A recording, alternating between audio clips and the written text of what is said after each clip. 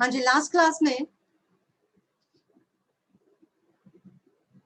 Determination of wage rate, इस chapter में आपको marginal productivity theory of wages के बारे में बताया था।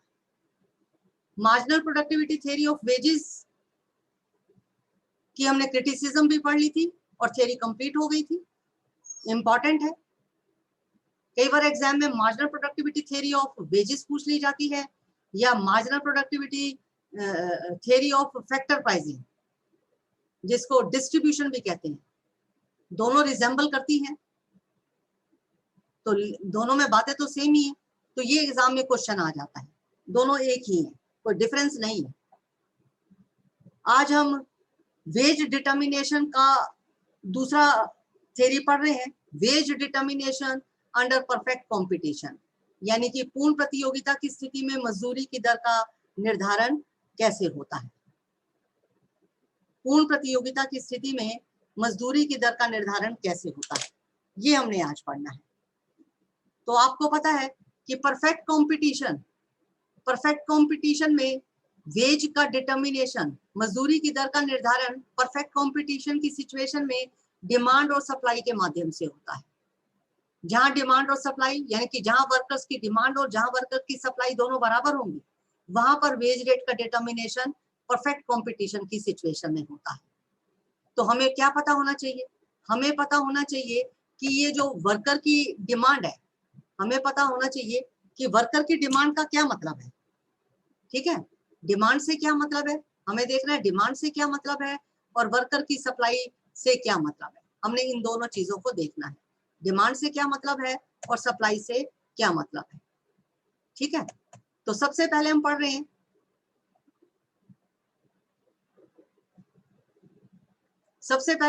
हैं डिमांड फॉर लेबर, यानी कि श्रमिकों की मांग। ये जो श्रमिकों की मांग है,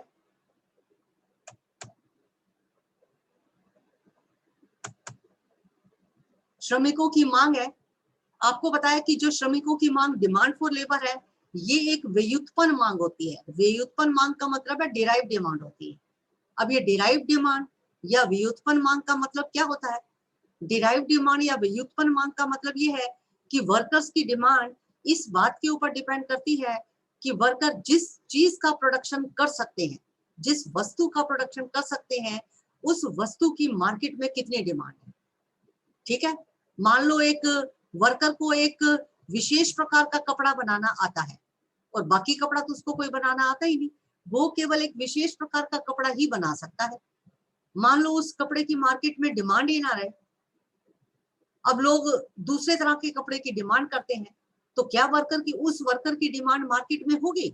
क्योंकि उसको बाकी काम तो आता ही नहीं, उसको तो केवल एक विशेष प्रकार का कपड़ा बनाना ही आता है। तो ऐसी सिचुएशन में, क्योंकि अब उस वस्तु की मार्केट में, उस तरह के कपड़े की मार्केट में डिमांड नहीं रही, तो उस वर्कर की भी डिमांड नहीं होगी। तो आपको मैंने बताया कि वर्कर की डिमांड कैसी होती है? डिराइव डिमांड होती है। डिराइव डिमांड यानी कि हिंदी में बोलते हैं व्युत्पन्न मांग। डिराइव डिमांड या व्युत्पन्न मांग का मतलब है कि श्रमिकों की मांग उनके द्वारा उत्पादित की गई वस्तु के ऊपर निर्भर करती है कि वर्कर जिस चीज का प्रोडक्शन कर रहे हैं, उस वस्तु की मार्केट में कितनी डिमांड है। अगर उस वस्तु की मार्केट में डिमांड है तो वर्कर की भी डिमांड होगी, लेकिन अगर उस वस्तु की मार्केट में डिमांड ही नहीं है तो वर्कर की भी डिमांड नहीं होगी। ठीक है, तो हमें पहला पॉइंट हमें क्या पता चला? हमें पहला पॉइंट ये पता चला कि जो वर्कर की डिमांड है, ये डिपेंड करती है कि वर्कर जिस चीज का प्रोडक्शन करना जानता है, उस वस्तु की मार्केट में डिमांड है या नहीं। वर्कर की डिमांड इस बात के ऊपर निर्भर करती है, जो वो काम करना जानता है उस काम की मार्केट में डिमांड है या नहीं। ये पहला हमें पॉइंट पता चला, वर्कर की डिमांड किसके ऊपर डिपेंड करती है। दूसरी बात, वर्कर की डिमांड किसके ऊपर डिपेंड करती है? Price of other factors of production, यानी कि उत्पादन के अन्य साधनों की कीमत। वर्कर की डिमांड इस बात के ऊपर डिपेंड करती है कि जो उत्पादन के दूसरे फैक्टर्स ऑफ प्रोडक्शन है, उनकी मार्केट में क्या प्राइस है।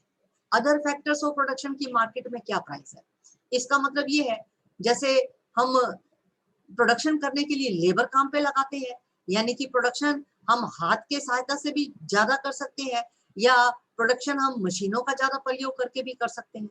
तो पॉइंट ये है कि क्या हम हाथ से ज्यादा प्रोडक्शन करवाना पसंद करेंगे या मशीनों की सहायता से ज्यादा प्रोडक्शन करवाना पसंद करेंगे। ठीक है, तो मशीन एक उत्पादन का दूसरा साधन हो गया, अदर फैक्टर ऑफ प्रोडक्शन हो गया। ठीक है, मशीन उत्पादन का दूसरा साधन हो गया, यानी कि अदर फैक्टर ऑफ प्रोडक्शन हो गया। तो श्रमिकों की मांग, वर्कर की डिमांड किसके ऊपर डिपेंड करती है? श्रमिकों की मांग पर उत्पादन के अन्य साधनों की कीमत का भी प्रभाव पड़ता है। जैसे मान लो अभी मैंने एग्जांपल बताया मशीन का, कि मशीन से अगर हम उत्पादन करते हैं तो हम देखेंगे कि मशीन से उत्पादन करना और हाथ से काम करने की तुलना में क्या सस्ता है।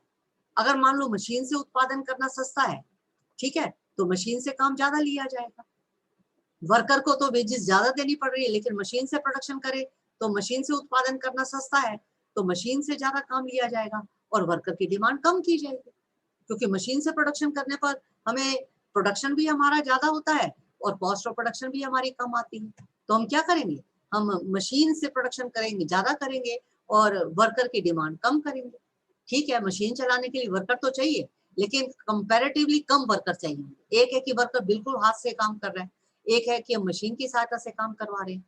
क्योंकि हमें मशीन से काम करना सस्ता पड़ रहा है तो हम वर्कर की डिमांड कम करेंगे और मशीन से ज्यादा प्रोडक्शन करेंगे। तो ऐसी सिचुएशन में श्रमिकों की मांग, वर्कर की डिमांड कम हो जाएगी।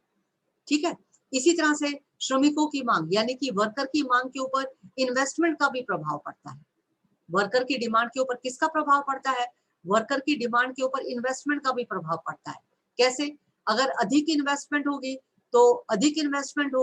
तो प्रोडक्शन भी ज्यादा होगा, प्रोडक्शन ज्यादा होगा तो श्रमिकों की मांग भी ज्यादा होगी, इन्वेस्टमेंट ज्यादा होगी तो वर्कर की डिमांड भी ज्यादा होगी। इन्वेस्टमेंट कर रहे हैं तो इसका मतलब प्रोडक्शन ज्यादा कर रहे हैं, और प्रोडक्शन अगर हम ज्यादा करेंगे तो वर्कर की डिमांड भी बढ़ सकती है। ठीक है, तो वर्कर की डिमांड इस बात के ऊपर भी डिपेंड करती है कि हमने कितनी इन्वेस्टमेंट की। इन्वेस्टमेंट का इफेक्ट भी वर्कर की डिमांड के ऊपर पड़ता है। उसके बाद नेक्स्ट हमारा आता है श्रमिकों की मांग पर उसकी मार्जिनल प्रोडक्टिविटी का भी प्रभाव पड़ता है। श्रमिकों की मांग पर उसकी मार्जिनल प्रोडक्टिविटी का भी प्रभाव पड़ता है। क्या मतलब है कि यदि श्रमिकों की मार्जिनल प्रोडक्टिविटी कम है, यानी कि हम एक एडिशनल वर्कर लगाएं और एडिशनल वर्कर लगाने से प्रोडक्शन हमारा बहुत ज्यादा नहीं बढ़ रहा, तो इसका मतलब है कि श्रमिकों की मार्जिनल प्रोडक्टिविटी कम है। ठीक है, अगर वर्कर की मार्जिनल प्रोडक्टिविटी कम है तो उनकी मांग भी कम होगी, लेकिन अगर वर्कर की मार्जिनल प्रोडक्टिविटी ज्यादा है तो उनकी डिमांड भी कम होगी। तो हमने कई चीजें देखी कि वर्कर की डिमांड किन बातों पर निर्भर करती है। वर्कर की डिमांड उनकी मार्जिनल प्रोडक्टिविटी के ऊपर भी निर्भर करती है, वर्कर की डिमांड इन्वेस्टमेंट के ऊपर भी निर्भर करती है, वर्कर की डिमांड इस बात के ऊपर भी निर्भर करती है कि जो अदर फैक्टर्स ऑफ प्रोडक्शन है, जैसे मशीनें हैं, उनकी कीमत क्या है। मशीन लगाना सस्ता है या वर्कर से हाथ से काम करवाना सस्ता है। ठीक है, तो वर्कर की डिमांड इन सब फैक्टर्स के ऊपर डिपेंड करती है। जब हम इन सब फैक्टर्स को ध्यान में रखें तो हमें क्या पता चलता है, तो हमें ये पता चलता है आखिर में कि जो श्रमिकों का डिमांड कर्व है, यानी कि उनका जो मांग वक्र है, वो कैसा होता है। श्रमिकों का डिमांड वक्र ऊपर से नीचे की ओर होता है, यानी कि ये कैसे इसकी स्लोप होती है, इट स्लोप्स डाउनवर्ड। श्रमिकों का मांग वक्र कैसा होता है, इसकी डिमांड कैसी होती है, इसका मांग वक्र की स्लोप जो होती है वो कैसी होती है, ये डाउनवर्ड स्लोप होती है। डाउनवर्ड का मतलब है कि ऊपर से नीचे की तरफ आती है, ये डाउनवर्ड स्लोपिंग। श्रमिकों का मांग वक्र ऐसा होता है, ऊपर से नीचे आता है। यानी कि अगर वेजेस ज्यादा है तो वर्कर की डिमांड नीचे देखो कम होगी, अगर वेजेस कम है तो वर्कर की डिमांड बढ़ती जाएगी। ये डिमांड का ऊपर से नीचे जा रहा है, यानी कि ज्यादा वेजेस के ऊपर कम वर्कर की मांग, कम वर्क वेजेस के ऊपर ज्यादा वर्कर की मांग। ठीक है, तो हमने डिमांड फॉर लेबर के बारे में पढ़ा, श्रमिकों का मांग वक्र कैसा होता है, डिमांड फॉर लेबर के बारे में पढ़ा। अब उसके बाद हम नेक्स्ट पढ़ रहे हैं, नेक्स्ट हम जो पढ़ रहे हैं सप्लाई ऑफ लेबर, यानी कि वर्कर की जो सप्लाई है ये किसके ऊपर निर्भर करती है। वर्कर की सप्लाई किसके ऊपर निर्भर करती है, एक निश्चित मजदूरी की दर पर। हाँ जी, क्या लिखा है मैंने, एक निश्चित मजदूरी की दर पर कितने श्रमिक काम करने के लिए तैयार है। एक निश्चित मजदूरी की दर पर कितने श्रमिक काम करने के लिए तैयार है, वो सप्लाई ऑफ वर्कर कहलाती है। मार्केट में जो रेट है रेट आपको पता है कि इंडस्ट्री फिक्स कर देती है, मजदूरों को कितनी मजदूरी की दर दी जाएगी, वेज रेट क्या होगा, ये इंडस्ट्री फिक्स करती है। परफेक्ट कंपटीशन की सिचुएशन में वेज रेट इंडस्ट्री डिटरमिन करती है, और जो रेट इंडस्ट्री ने डिटरमिन कर दिया तो उस रेट के ऊपर कितने वर्कर काम करने के लिए तैयार है, वो वर्कर की सप्लाई कहलाएगी। एक निश्चित मजदूरी की दर पर कितने वर्कर काम करने के लिए तैयार है, वो सप्लाई ऑफ लेबर कहलाती है। ठीक है, इंडस्ट्री ने जो वेज रेट फिक्स कर दिया, उस रेट के ऊपर कितने वर्कर काम करने के लिए तैयार है, ये जितने वर्कर काम करने के लिए तैयार है वो सप्लाई ऑफ लेबर होगी। ठीक है, अधिक वेजेस होगी, वेज रेट ज्यादा होगा तो ज्यादा वर्कर काम करने के लिए तैयार होंगे, और अगर वेज रेट कम होगा तो कम वर्कर काम करने के लिए तैयार होंगे। ठीक है, और हर वर्कर को कितनी मजदूरी, हर वर्कर को कितनी मजदूरी दी जानी चाहिए। हर वर्कर चाहता है कि उसको इतनी मजदूरी जरूर मिले कि जो उसका मिनिमम स्टैंडर्ड ऑफ लिविंग है वो बना रहे। मिनिमम स्टैंडर्ड ऑफ लिविंग का मतलब है कि उसका गुजारा हो सके। ठीक है, वो अपनी मिनिमम रिक्वायरमेंट को पूरा कर सके, जो उसे खाने के लिए रोटी चाहिए, कपड़ा चाहिए, रहने के लिए जगह चाहिए, वो अपनी मिनिमम रिक्वायरमेंट, वर्कर चाहता है कि उसको कम से कम इतनी वेजेस तो मिले कि उसकी जो मिनिमम रिक्वायरमेंट है, मिनिमम रिक्वायरमेंट उसकी पूरी हो जाए।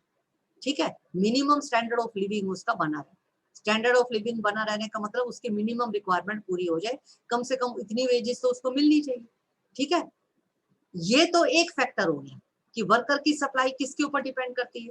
वर्कर की सप्लाई डिपेंड करती है कि क्या वेज रेट अवेलेबल है। ज्यादा वेज रेट के ऊपर ज्यादा वर्कर की सप्लाई होती है, कम वेज रेट के ऊपर कम वर्कर काम करने के लिए तैयार होते हैं। ठीक है, एक तो वेज रेट वर्कर की सप्लाई को फिक्स करता है, डिटरमिन करता है। उसके अलावा वर्कर की सप्लाई को और भी कई फैक्टर्स डिटरमिन करते हैं। वर्कर की सप्लाई को इकोनॉमिक, नॉन इकोनॉमिक और साइकोलॉजिकल फैक्टर्स भी डिटरमिन करते हैं। 3 फैक्टर बताए मैंने, इकोनॉमिक, नॉन इकोनॉमिक और साइकोलॉजिकल। इकोनॉमिक का मतलब है आर्थिक, नॉन इकोनॉमिक यानी कि अनार्थिक, और साइकोलॉजिकल का मतलब है मनोवैज्ञानिक। ये फैक्टर्स भी वर्कर के सप्लाई को डिटरमिन करते हैं। ठीक है, अब ये फैक्टर होते क्या है, सबसे पहला इकोनॉमिक फैक्टर। इकोनॉमिक फैक्टर का मतलब जैसे वेज रेट, ज्यादा वेजेस मिल रही होगी तो ज्यादा वर्कर काम करने के लिए तैयार होंगे, कम वेजेस के ऊपर कम वर्कर काम करने के लिए तैयार होते हैं। तो ये इकोनॉमिक फैक्टर है। ठीक है, ज्यादा रेट के ऊपर ज्यादा वर्कर काम करने के लिए तैयार है, ये आपका इकोनॉमिक फैक्टर हो गया। इकोनॉमिक फैक्टर का संबंध, इसका रिलेशन मनी से, ज्यादा मनी दोगे तो ज्यादा वर्कर आएंगे, कम वेजेस दोगे तो कम वर्कर आएंगे। इकोनॉमिक फैक्टर का रिलेशन मनी से है। दूसरा है नॉन इकोनॉमिक फैक्टर यानी कि अनार्थिक कारण। अनार्थिक कारण नॉन इकोनॉमिक फैक्टर का मतलब क्या है कि कई बार क्या है, वर्कर का घर से लगाव होता है, अटैचमेंट फॉर होम होती है। घर से लगाव या अटैचमेंट फॉर होम का मतलब है कि वर्कर अपने घर को छोड़कर जाना ही नहीं चाहता। जैसे मान लो वर्कर गांव में रह रहा है तो उसको गांव या गांव के आसपास काम मिल जाएगा तो कर लेगा, लेकिन वो गांव छोड़कर शहर में नहीं जाना चाहता, चाहे शहर में उसको वेजेस ज्यादा मिल रही है, चाहे सिटी में वेजेस उसको ज्यादा मिल रही है, लेकिन फिर भी वो सिटी में जाकर काम करना पसंद नहीं करता, क्योंकि उसको घर से अटैचमेंट है, वो घर छोड़ना ही नहीं चाहता। ये कहलाएगा नॉन इकोनॉमिक फैक्टर। ठीक है, उसको पता है कि सिटी में जाएगा तो उसको सैलरी ज्यादा मिलेगी, लेकिन वो सिटी में नहीं जाना चाहता, अपना घर नहीं छोड़ना चाहता। ठीक है, इसी तरह से सामाजिक वातावरण यानी कि सोशल एनवायरनमेंट। सोशल एनवायरनमेंट का मतलब है जैसे मान लो वर्कर विलेज में रहता है, एक विलेज का एनवायरनमेंट। ठीक है, जो विलेज का एनवायरनमेंट है, विलेज के लोगों को जानता है। ठीक है, और एक सिटी का एनवायरनमेंट है, सिटी में तो उसके जान पहचान के लोग हैं नहीं। ठीक है, तो वो अब सिटी के एनवायरनमेंट को पसंद नहीं करता, क्योंकि वो विलेज में ही पैदा हुआ है, विलेज में ही बड़ा हुआ है, और उसको विलेज ही अब अच्छा लगता है, सिटी का एनवायरनमेंट उसको पसंद ही नहीं। ठीक है, चाहे उसको पता है कि सिटी में वेजेस ज्यादा मिल रही है, लेकिन फिर भी वो सिटी में नहीं जाना चाहता। ये भी एक नॉन इकोनॉमिक फैक्टर है। ठीक है, तो इन फैक्टर्स की ये फैक्टर्स भी वर्कर की वेजेस को इफेक्ट करते हैं। ठीक है, चाहे सिटी में ज्यादा वेजेस मिल रही है, लेकिन वो फिर भी गांव में कम वेजेस पे काम कर लेगा, लेकिन सिटी में जाकर ज्यादा वेजेस पर काम करने को तैयार नहीं है, क्योंकि वो घर नहीं छोड़ना चाहता, क्योंकि उसे सिटी का एनवायरनमेंट पसंद है। ठीक है, इसी तरह से तीसरा फैक्टर होता है साइकोलॉजिकल फैक्टर यानी कि मनोवैज्ञानिक तत्व। साइकोलॉजिकल फैक्टर का मतलब क्या होता है? हाँ जी, साइकोलॉजिकल फैक्टर का क्या मतलब होता है? साइकोलॉजिकल फैक्टर का मतलब ये है, हाँ जी, साइकोलॉजिकल फैक्टर का मतलब क्या है कि साइकोलॉजिकल फैक्टर का मतलब ये है कि कई बार वर्कर की साइकोलॉजी होती है कि शुरू में अगर उसके पास पैसा नहीं है, उसके पास पैसा नहीं है, पैसे की कमी है और वर्कर की मार्केट में डिमांड ज्यादा है, तो ऐसी सिचुएशन में वर्कर ज्यादा वेजेस मिलने पर ज्यादा काम कर लेता है क्योंकि उसके पास अभी पैसा नहीं है और वर्कर की मार्केट में डिमांड है, उसको पता है कि ज्यादा वेजेस मिल रही है, उसने 8 घंटे काम भी कर लिया, ठीक है, लेकिन उसको ज्यादा वेजेस मिल रही है, वो 10 घंटे 12 घंटे भी काम करने के लिए तैयार हो जाएगा क्योंकि उसके पास पैसा नहीं है, ठीक है। तो ये एक साइकोलॉजिकल फैक्टर है कि क्योंकि उसके पास पैसा नहीं है और पैसा प्राप्त करने के लिए वो ज्यादा घंटे भी काम करने के लिए तैयार हो जाएगा अगर वेज रेट मार्केट में ज्यादा है, ठीक है।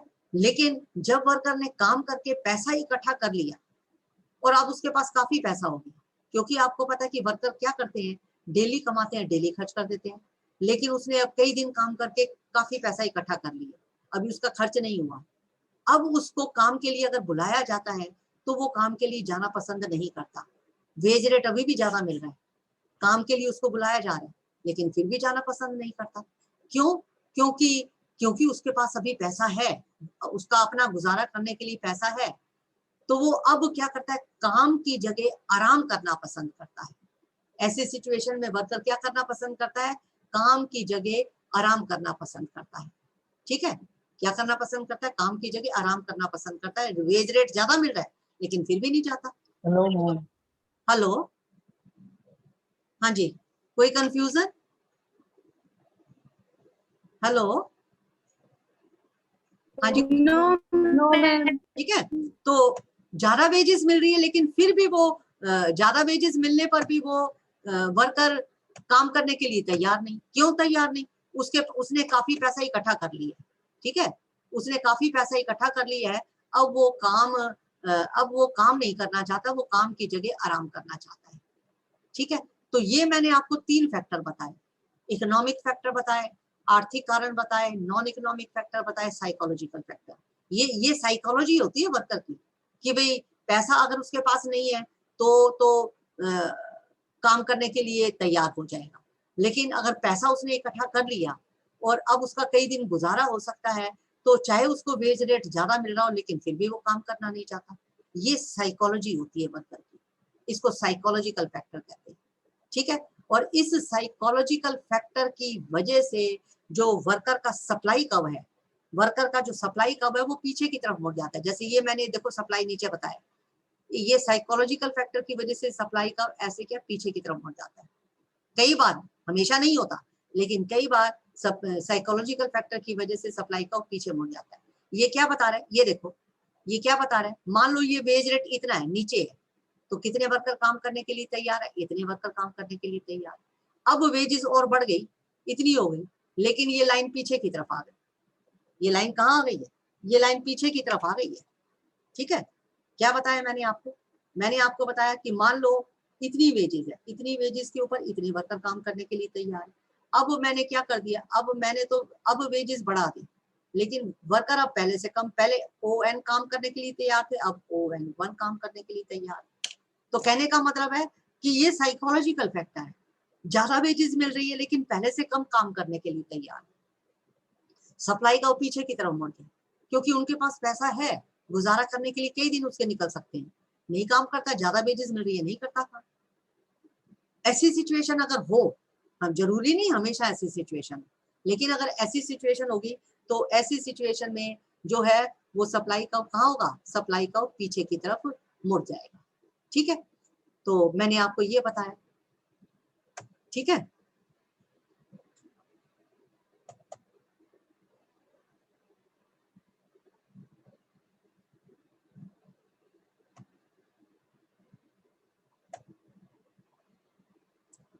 हाँ जी, अब देखिए, अब मैं आपको बता रही थी कि जो सप्लाई कर्व होता है, सप्लाई कर्व की शेप कैसी होती है, जो सप्लाई कर्व होता है वर्कर का वो कैसे, उसकी स्लोप कैसे होती है, इसकी स्लोप अपवर्ड फ्रॉम डाउन होती है, यानी कि इसकी शेप ऊपर से नीचे की तरफ होती है। इसकी शेप कैसे होती है, इसकी शेप ऊपर से नीचे की तरफ होती है। कैसे इसकी शेप होती है, ऊपर से नीचे की तरफ होती है।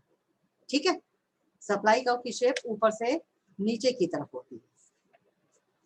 ठीक है, ऊपर से नीचे कैसे होती है, ये ऊपर से नीचे ऐसे होती है सप्लाई कर्व की शेप। अगर हम डालें तो आपको वैसे मैंने बताया कि साइकोलॉजिकल फैक्टर की वजह से ये पीछे मुड़ जाता है, अदरवाइज अगर साइकोलॉजिकल फैक्टर ना हो तो इसकी शेप ऊपर से नीचे की तरफ ऐसे होती है, अदरवाइज शेप ऐसे होती है। ठीक है, साइकोलॉजिकल फैक्टर की वजह से मुड़ेगा, अदरवाइज इसकी शेप ऐसे होगी। ठीक है, तो ये बात मैंने आपको बताई है।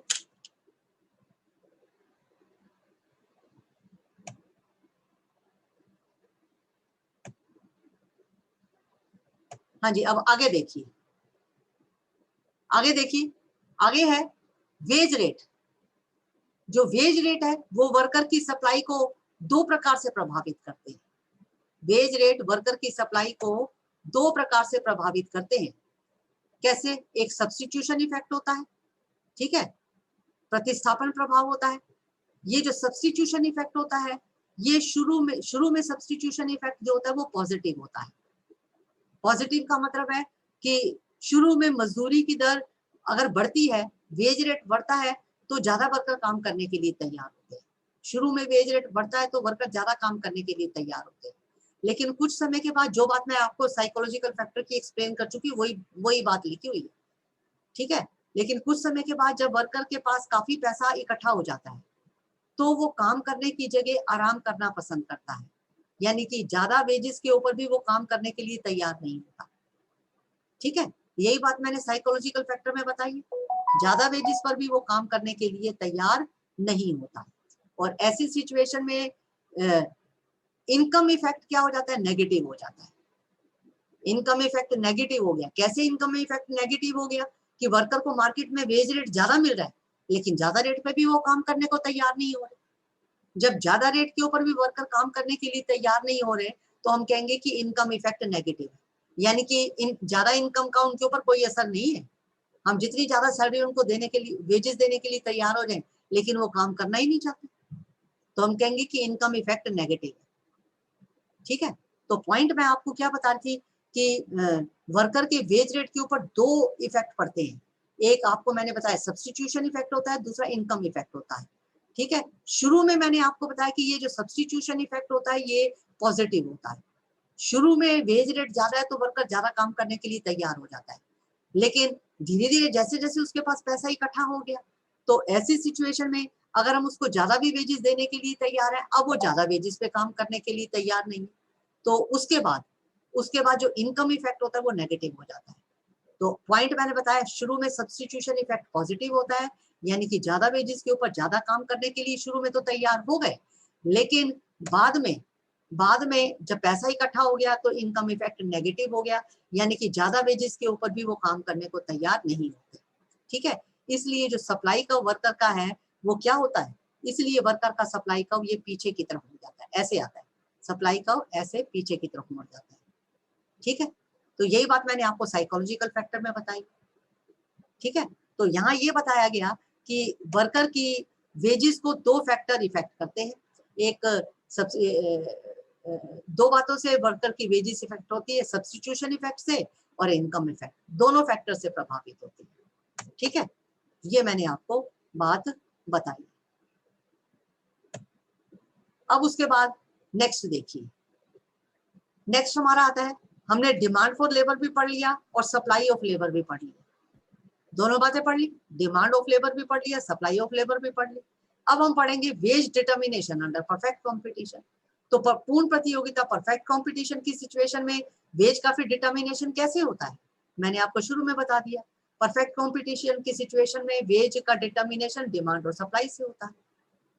परफेक्ट कॉम्पिटिशन की सिचुएशन में वेज डिटर्मिनेशन कैसे होता है, डिमांड और सप्लाई से होता है। ठीक है, अब डिमांड सप्लाई से वेज रेट कैसे डिटर्मिन हुआ, ये डायग्राम मैंने बना रखा है, इसको मैं बना के भी बता देती हूँ कि ये मैंने डायग्राम कैसे बनाए, इसको मैं बना के बता देती हूँ। हाँ जी, देखिए किस तरह से ये बनेगा डायग्राम।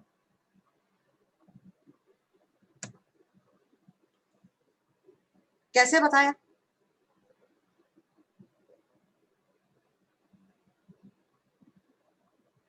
एक्स एक्सिस पर हमने लेबर लिया, लेबर का मतलब है नंबर ऑफ लेबर, कितने वर्कर हम काम पे लगा रहे हैं, और वाई एक्सिस पर हमने इनकी वेजेस ली, ठीक है। वर्कर का डिमांड लाइन ऊपर से नीचे की तरफ होती है, ये डिमांड लाइन है, ठीक है। सप्लाई लाइन नीचे से ऊपर की तरफ जाती है। ये बहुत कम सिचुएशन होता है जब सप्लाई का पीछे की तरफ मुड़ता है, साइकोलॉजिकल फैक्टर की वजह से पीछे मुड़ जाता है, लेकिन हमेशा नहीं मुड़ता। ऐसी शेप बताई ना मैंने आपको, लेकिन ऐसी सिचुएशन हमेशा नहीं होती। इन जनरल सप्लाई नीचे से ऊपर की तरफ होती है, साइकोलॉजिकल फैक्टर की वजह से पीछे की तरफ मुड़ती है, और ये हमेशा तो साइकोलॉजिकल फैक्टर का इफेक्ट नहीं होता। तो वेज रेट का डिटर्मिनेशन कैसे होता है? डिमांड सप्लाई जो जहां पर दोनों काट रहे हैं, ई पॉइंट के ऊपर काट रहे हैं, ओ एन वर्कर काम के ऊपर लगाए जाएंगे और उनकी वेजेस कितनी हो जाएगी? ओ डब्ल्यू वेजेस हो जाएगी, ठीक है। ओ एन वर्कर काम पे लगाए जाएंगे, उनकी वेजेस होगी ओ डब्ल्यू, ठीक है। अब ये जो वेज रेट है ना, ये किसने डिटरमिन किया? ये इंडस्ट्री ने। परफेक्ट कंपटीशन की सिचुएशन में वेज रेट डिटरमिन करने का काम इंडस्ट्री करती है। ये wage rate O W wages होगी, ये वेज रेट डिटरमिन करने का काम इंडस्ट्री ने किया। और इंडस्ट्री ने वेज रेट कैसे डिटरमिन किया है? इंडस्ट्री ने वेज रेट डिटरमिन किया है डिमांड और सप्लाई के माध्यम से। जहां डिमांड और सप्लाई दोनों बराबर होती है, वहां वेज रेट का डिटर्मिनेशन होता है, ठीक है। मान लो वेज रेट बढ़ गया, ओ डब्ल्यू से बढ़कर ओ डब्ल्यू वन हो गया, ठीक है। अब O W one wage rate हो गया, तो ये लाइन देखो सप्लाई को कहाँ काट रही है? यहाँ काट रही है। तो ओ डब्ल्यू वन अगर वेज रेट हो गया तो वर्कर की सप्लाई बढ़ जाएगी। ज्यादा रेट के ऊपर ज्यादा वर्कर कई बार काम करने के लिए तैयार होते हैं। शुरू में तो ज्यादा तैयार होते हैं, हो सकता है बाद में ज्यादा तैयार ना हो साइकोलॉजिकल फैक्टर की वजह से, लेकिन शुरू में तो ज्यादा तैयार होते हैं। पहले ओ एन वर्कर काम करने के लिए तैयार थे, अब ओ एन वर्कर की सप्लाई हो गई ओ एन वन, क्योंकि वेज रेट बढ़ गया तो सप्लाई ज्यादा होगी। लेकिन आप देखो ओ डब्ल्यू वन वेजेस के ऊपर डिमांड कितनी है? ये लाइन डिमांड को कहाँ कट कर रही है? डिमांड को तो यहाँ कट कर रही है, ये लाइन डिमांड को यहाँ कट कर रही है। इसका मतलब नीचे लाइन लेके जाए तो वर्कर की डिमांड कितनी है? वर्कर की डिमांड तो ओ एन टू है, सप्लाई ओ एन वन है। ओ डब्ल्यू वन वेजेस के ऊपर सप्लाई ओ एन वन है, लेकिन डिमांड ओ एन टू है। डिमांड कम है, सप्लाई ज्यादा है। जब डिमांड कम हो, सप्लाई ज्यादा हो, तो जो वेज रेट है फिर नीचे की तरफ आएगा। अभी वेज रेट आपका ओ डब्ल्यू वन है ना, ये नीचे की तरफ गिरेगा, क्योंकि वर्कर की डिमांड तो है नहीं, सप्लाई ज्यादा है। वर्कर की सप्लाई ज्यादा है, डिमांड कम है, तो वेज रेट नीचे की तरफ आएगा, ठीक है। लेकिन मान लो वेज रेट कम हो गया, मान लो वेज रेट कम होकर मान लो वेज रेट कम होकर ओ डब्ल्यू टू हो गया, ओ डब्ल्यू ये ओ डब्ल्यू टू हो गया।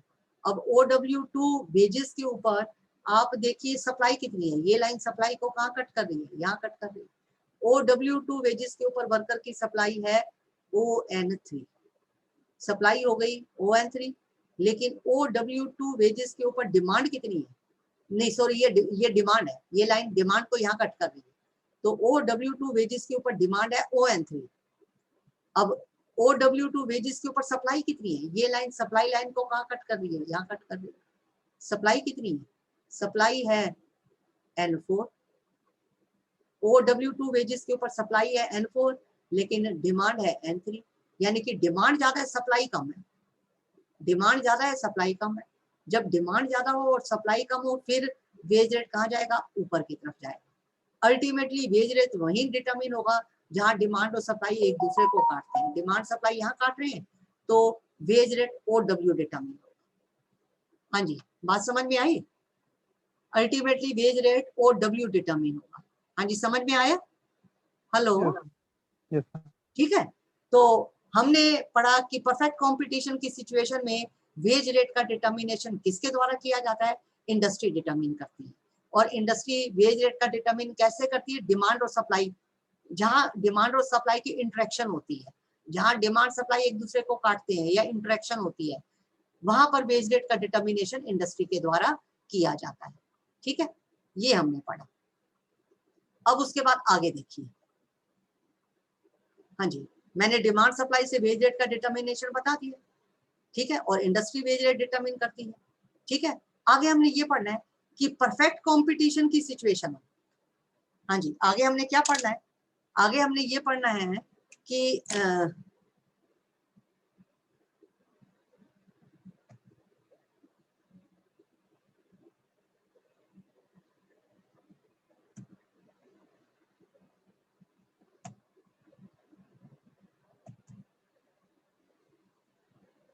हाँ जी, मैं आपको ये बता रही हूँ कि परफेक्ट कंपटीशन की सिचुएशन में फर्म के इक्विलिब्रियम, फर्म के हमने तो अभी डायग्राम से ये सीखा कि इंडस्ट्री ने वेज रेट डिटरमिन किया है, अब हम फर्म के बारे में पढ़ रहे हैं।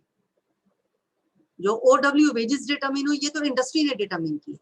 जो इंडस्ट्री ने वेज रेट डिटरमिन कर दिया, फर्म ने उस रेट के ऊपर डिसाइड करना है कि कितने वर्कर फर्म काम पे लगाएगी। वेज रेट इंडस्ट्री ने डिटरमिन किया और फर्म ने ये डिसाइड करना है कि उस वेज रेट के ऊपर कितने वर्कर काम पे लगाएंगे। यही बात है कि परफेक्ट कंपटीशन की सिचुएशन में वेज रेट इंडस्ट्री डिमांड और सप्लाई से निश्चित करती है, ठीक है, डिमांड और सप्लाई से निश्चित करती है, और फर्म इस वेज रेट पर कितने वर्कर को काम पे लगाना है, ठीक है, फर्म डिसाइड करेगी कितने वर्कर को काम पे लगाना है। इस वेज रेट के ऊपर फर्म जितने मर्जी वर्कर काम पे लगाना चाहे लगा सकती है, लेकिन रेट इंडस्ट्री ने फिक्स कर दिया, उससे ज्यादा रेट फर्म नहीं ले सकती। उस रेट के ऊपर फर्म जितने भी वर्कर को काम पे लगाना चाहे लगा सकती है, ठीक है। फिर आगे ये बताया कि परफेक्ट कंपटीशन की सिचुएशन में फर्म के इक्विलिब्रियम को हम 2 पीरियड में पढ़ेंगे। 2 पीरियड में फर्म के इक्विलिब्रियम को बांटा गया। परफेक्ट कंपटीशन की सिचुएशन में फर्म के इक्विलिब्रियम को 2 पार्ट्स में डिवाइड किया गया, शॉर्ट पीरियड और लॉन्ग पीरियड। फर्म का इक्विलिब्रियम 2 पार्ट्स में पढ़ेंगे। सबसे पहला है शॉर्ट पीरियड। शॉर्ट पीरियड क्या होता है? शॉर्ट पीरियड में प्रोडक्शन करने का हम एक साधन, यानी कि one factor of production variable होता है और बाकी सारे फैक्टर फिक्स होते हैं। क्या बताया? शॉर्ट पीरियड में जब फर्म प्रोडक्शन करती है तो ऐसी सिचुएशन में एक फैक्टर क्या होता है? ऐसी सिचुएशन में एक फैक्टर तो होता है वेरिएबल होता है और बाकी सारे फैक्टर क्या होते हैं? फिक्स होते हैं, ठीक है, बाकी सारे फैक्टर फिक्स होते हैं, ठीक है।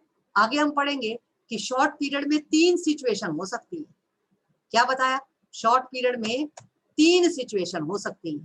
3 सिचुएशन कौन सी हो सकती है? शॉर्ट पीरियड में फर्म को super normal profit, short period में फर्म को सुपर नॉर्मल प्रॉफिट हो सकता है, शॉर्ट पीरियड में फर्म को नॉर्मल प्रॉफिट भी हो सकता है, और आगे हम पढ़ेंगे कि शॉर्ट पीरियड में फर्म को लॉस भी हो सकता है। यानी कि शॉर्ट पीरियड में 3 सिचुएशन हो सकती है, ठीक है। सबसे पहला हम पढ़ रहे हैं सुपर नॉर्मल प्रॉफिट, असामान्य लाभ, यानी कि शॉर्ट पीरियड में फर्म को सुपर नॉर्मल प्रॉफिट हो सकता है। अब ये डायग्राम मैंने कैसे बनाया? आपको मैंने बताया कि शॉर्ट पीरियड में फर्म को सुपर नॉर्मल प्रॉफिट हो सकता है। ये डायग्राम मैंने कैसे बनाया? इसको अब सुपर नॉर्मल प्रॉफिट और लॉस, तीनों डायग्राम को अब मैं एक साथ बना के समझा रही हूँ। सुपर नॉर्मल प्रॉफिट कैसे होता है, ये मैंने कैसे बनाया, ये मैं आपको बनाकर बता रही हूँ।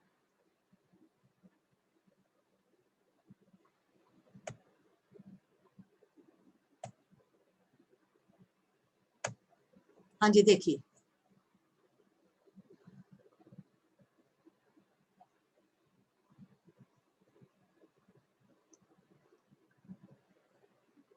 शॉर्ट पीरियड में मैं आपको बता रही हूँ कि फर्म को सुपर नॉर्मल प्रॉफिट हो सकता है। Super normal profit, short period में फर्म को सुपर नॉर्मल प्रॉफिट हो सकता है। सुपर नॉर्मल प्रॉफिट कैसे होगा? एक्स एक्सिस पर वही नंबर ऑफ लेबर, लेबर का मतलब है नंबर ऑफ लेबर से है, कितने वर्कर हम काम पे लगा रहे हैं, ठीक है। और वाई एक्सिस पर हम ले रहे हैं इनकी वेजेस, वर्कर को जो वेजेस दी जा रही है, और इनकी प्रोडक्टिविटी,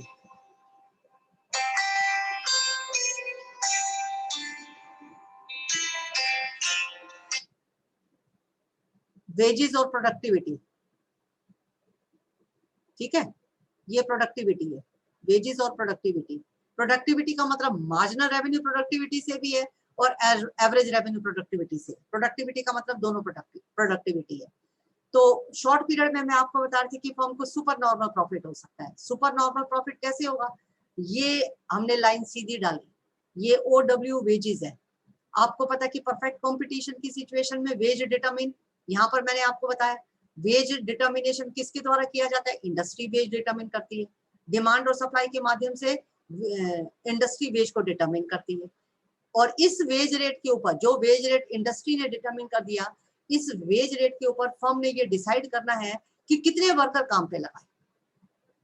ठीक है, ये फर्म ने डिसाइड करना है कि कितने वर्कर काम पे लगाए, ये फर्म ने डिसाइड करना है। ठीक है, तो अब आप देखो, मैं आपको बता रही हूँ कि शॉर्ट पीरियड में फर्म को सुपर नॉर्मल प्रॉफिट हो सकता है। अब सुपर नॉर्मल प्रॉफिट कैसे होता है? ये तो OW वेजेस हो गई, और ये हमने कर्व डाला मार्जिनल रेवेन्यू प्रोडक्टिविटी का, MRP। MRP का मतलब है मार्जिनल रेवेन्यू प्रोडक्टिविटी का। ठीक है, एक फर्म कितने वर्कर को काम पे लगाएगी? एक फर्म उतने वर्कर को काम पे लगाती है जहां पर वर्कर को दी जाने वाली मार्जिनल रेवेन्यू प्रोडक्टिविटी उसके वेजेस के बराबर है। अब ये देखो, मार्जिनल रेवेन्यू प्रोडक्टिविटी और वेजेस कहाँ कट कर रहे हैं? यहाँ कट कर रहे हैं। ये इक्विलिब्रियम का पॉइंट हो गया। यहाँ से लाइन आपने नीचे डाली, इसका मतलब है ON वर्कर फर्म काम पे लगा रही है। क्योंकि ON वर्कर काम पे लगाती है तो उनको दी जाने वाली मार्जिनल रेवेन्यू प्रोडक्टिविटी वेजेस के बराबर है। वेजेस तो इंडस्ट्री ने डिटरमिन कर दी ना। तो जब आप देखो, ये marginal revenue productivity line curve wages को कहाँ कट कर रहा है? यहाँ कट कर, तो फर्म ON वर्कर काम पे लगाएगी। ठीक है, क्योंकि वेजेस इंडस्ट्री ने डिटरमिन किए, इस वेज रेट पे फर्म ने डिसाइड करना है कितने वर्कर काम पे लगाएगी, और फर्म उतने ही वर्कर काम पे लगाती है जहां वर्कर को दी जाने वाली मजदूरी और मार्जिनल रेवेन्यू प्रोडक्टिविटी दोनों बराबर है। वेजेस और मार्जिनल रेवेन्यू प्रोडक्टिविटी यहाँ बराबर है। यहाँ से लाइन नीचे डाली, इसका मतलब फर्म ON वर्कर को काम पे लगाएगी। ठीक है, तो अब मैंने बताया कि शॉर्ट पीरियड में फर्म को सुपर नॉर्मल प्रॉफिट हो सकता है। ठीक है, अब ये सुपर नॉर्मल प्रॉफिट कैसे होगा? इसके लिए हमने क्या करना है, ये जो वेजेस वाली लाइन है ना, इससे ऊपर, इस वेजेस वाली लाइन से ऊपर आपने एक कर्व डाल देना है जिसका नाम है एवरेज रेवेन्यू प्रोडक्टिविटी का। लेकिन इस वेजेस की लाइन के ऊपर डालना है। ठीक है, ये ध्यान रखना है, ये वेजेस की जो लाइन है ना, इससे ऊपर एवरेज रेवेन्यू प्रोडक्टिविटी लाइन डाल। ठीक है, अब इस लाइन से हमें क्या पता चल रहा है? इस लाइन से हमें ये पता चल रहा है कि ON वर्कर हमने काम पे लगाए हैं, उनकी एवरेज रेवेन्यू प्रोडक्टिविटी कितनी है। ये जो लाइन है ना, इस लाइन को आगे एक्सटेंड कर दो, इस लाइन को आगे एक्सटेंड कर दिया, तो हमें ये पता चल रहा है जो ON वर्कर हमने काम पे लगाए हैं उनकी एवरेज रेवेन्यू प्रोडक्टिविटी कितनी है। ये एवरेज रेवेन्यू प्रोडक्टिविटी को यहाँ कट कर रहा है, मान लो इसका नाम दे दिया M। ON वर्कर की एवरेज रेवेन्यू प्रोडक्टिविटी नीचे मैं लिख रही हूँ, एवरेज रेवेन्यू प्रोडक्टिविटी कितनी है? MN। ये ON वर्कर काम पे लगाए जा रहे हैं, इसको एक्सटेंड किया तो एवरेज रेवेन्यू प्रोडक्टिविटी है MN। ठीक है, उनकी एवरेज रेवेन्यू प्रोडक्टिविटी तो MN है, लेकिन उनको वेजेस कितनी दी जा रही है? ON वर्कर को वेजेस दी जा रही है EN। ठीक है, वेजेस कितनी दी जा रही है? वेजेस दी जा रही है EN। वेजेस उनको EN दी जा रही है, OW कह दो या EN दी जा रही है, जबकि उनकी एवरेज रेवेन्यू प्रोडक्टिविटी MN। उनकी प्रोडक्टिविटी ज्यादा है लेकिन उनको वेजेस उससे कम मिल रही है। ठीक है, उनकी एवरेज रेवेन्यू प्रोडक्टिविटी तो ऊपर है, MN उसकी एवरेज रेवेन्यू प्रोडक्टिविटी है, लेकिन वेजेस EN या OW के बराबर दी जा रही है। तो कितनी कम दी जा रही है? ME के बराबर उनको वेजेस कम दी जा रही है। तो ME के बराबर जो वेजेस उनको कम दी जा रही है ना, ये किसको फायदा हो गया? ये फायदा फर्म को हो गया, यानी कि ये सुपर नॉर्मल प्रॉफिट फर्म का हो गया, क्योंकि फर्म वर्कर को वेजेस उनकी मार्जिनल रेवेन्यू प्रोडक्टिविटी के बराबर दे रही है, जबकि उनकी average revenue productivity marginal revenue productivity से ज्यादा है। उनकी एवरेज रेवेन्यू प्रोडक्टिविटी उनकी मार्जिनल रेवेन्यू प्रोडक्टिविटी से ज्यादा है। हाँ जी, मेरी बात समझ में आ रही है? हेलो,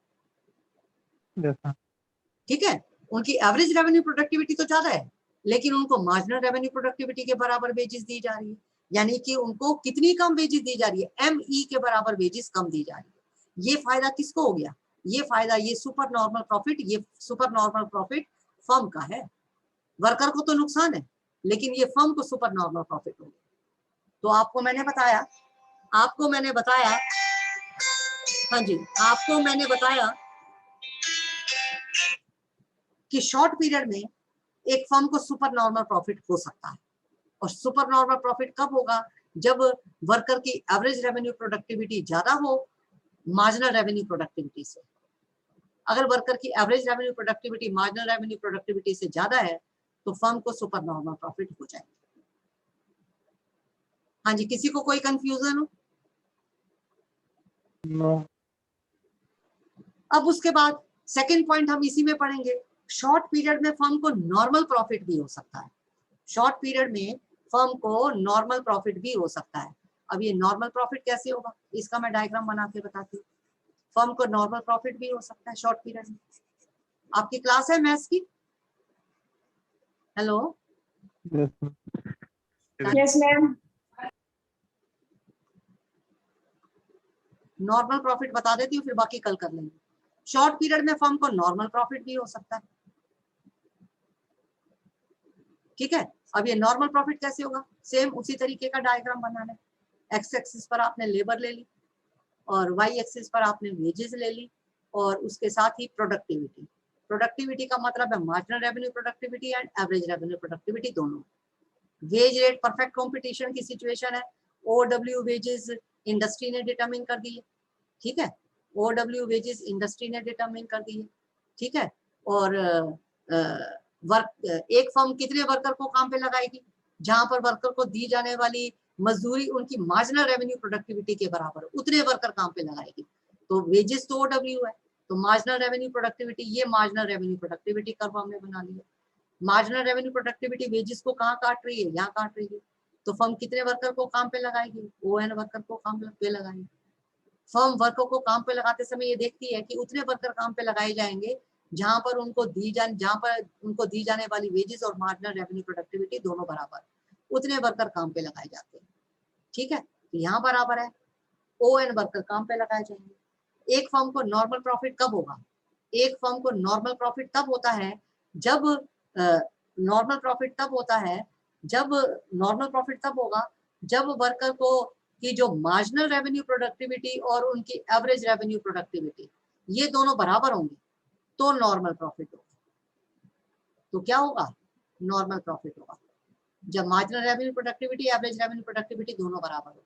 अब आप देखो ओएन वर्कर काम पे लगाए जा रहे हैं, उनकी मार्जिनल रेवेन्यू प्रोडक्टिविटी कितनी है, आप ईएन कह सकते हो क्योंकि ये लाइन मार्जिनल रेवेन्यू प्रोडक्टिविटी को यहाँ काट रही है। ओएन वर्कर की मार्जिनल रेवेन्यू प्रोडक्टिविटी ईएन कह सकते हो, तो हमें एवरेज रेवेन्यू प्रोडक्टिविटी भी ईएन दिखानी है। जब ये दोनों बराबर होंगे तो नॉर्मल प्रॉफिट होगा। तो इसी पॉइंट ई पॉइंट को टच करता हुआ आपने क्या करना है, एवरेज रेवेन्यू प्रोडक्टिविटी कर्व डाल देना। इस ई पॉइंट को टच करता हुआ एवरेज रेवेन्यू प्रोडक्टिविटी कर्व डाल देना। ठीक है, तो ओएन वर्कर की एवरेज रेवेन्यू प्रोडक्टिविटी कितनी है, एवरेज रेवेन्यू प्रोडक्टिविटी भी ईएन है। ओएन वर्कर की मार्जिनल, ये लाइन मार्जिनल रेवेन्यू प्रोडक्टिविटी को भी यही कट रही है, मार्जिनल रेवेन्यू प्रोडक्टिविटी भी ईएन है। ठीक है, average revenue marginal revenue productivity दोनों बराबर है, यानी कि जितनी जितनी जितनी वर्कर की औसत आय उत्पादकता एवरेज रेवेन्यू प्रोडक्टिविटी है, उनकी मार्जिनल रेवेन्यू प्रोडक्टिविटी भी बराबर है और उसी के बराबर उनको वेजेस मिल रही है। ठीक है, यानी कि average revenue productivity is equal to marginal revenue productivity is equal to wages. ठीक है, इसी के बराबर ही तो उनको वेजेस मिल रही है, जितनी उनकी प्रोडक्टिविटी उतनी ही वेजेस मिल रही है। तो यानी कि फर्म को ना प्रॉफिट है ना लॉस है। जब फर्म को ना प्रॉफिट हो ना लॉस हो, जितनी वर्कर की प्रोडक्टिविटी है उतनी उनको वेजेस दी जा रही है, तो ऐसी सिचुएशन में हम कहेंगे कि फर्म को ना तो प्रॉफिट है ना लॉस है। जब ना प्रॉफिट हो ना लॉस हो, उस सिचुएशन को हम नॉर्मल प्रॉफिट के नाम से जानते हैं। नॉर्मल प्रॉफिट का मतलब यही होता है कि ना प्रॉफिट है ना लॉस। हाँ जी, समझ में आया? Yes, ma'am. ठीक है, तो बाकी का जो पार्ट बचा है इसको हम कल करेंगे, थोड़ा सा पार्ट रह गया wage determination under perfect competition में। इसके साथ ही हम कल करेंगे कि मोनोपोली की सिचुएशन में वेज डिटर्मिनेशन कैसे होता है। ठीक है, और वेडनेसडे को आपका टेस्ट है, अच्छे से याद करना भी, एग्जाम की आपकी एक तरह से तैयारी है और अच्छा टेस्ट करोगे तो इंटरनल असेसमेंट भी अच्छी हो जाएगी। ठीक है, और डायग्राम की प्रैक्टिस जरा अच्छे से कर लेना। कोई कंफ्यूजन हो तो कल आप पूछ सकते हो। ठीक है, टेस्ट वेडनेसडे को तो कोई भी कंफ्यूजन हो कल आप पूछ सकते हैं।